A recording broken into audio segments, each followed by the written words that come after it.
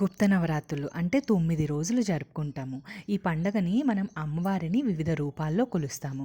సాధారణంగా సంవత్సరానికి 2 సార్లు వస్తాయి నవరాత్రులు.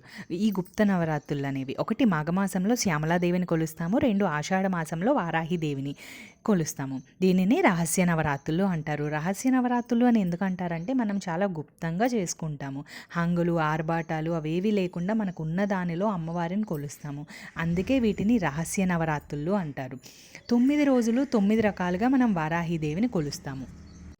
ఉన్మత్త వారాహి, బృహత్ వారాహి, స్వప్న వారాహి, కిరాత వారాహి, శ్వేత వారాహి, ధూమ్ర వారాహి, మహావారాహి, వార్తాళి వారాహి, దండిని వారాహి. ఆది వారాహిగా మనం అమ్మవారిని కొలుస్తామన్నమాట. మనకి ఇప్పుడు ఆషాఢ మాసంలో జూన్ 26 నుండి జూలై 4వ తారీఖు వరకు వస్తున్నాయన్నమాట. మన దగ్గర అమ్మవారి ఫోటో లేకపోయినా సరే, నార్మల్గా అయినా సరే మనం అమ్మవారిని కొలవచ్చు.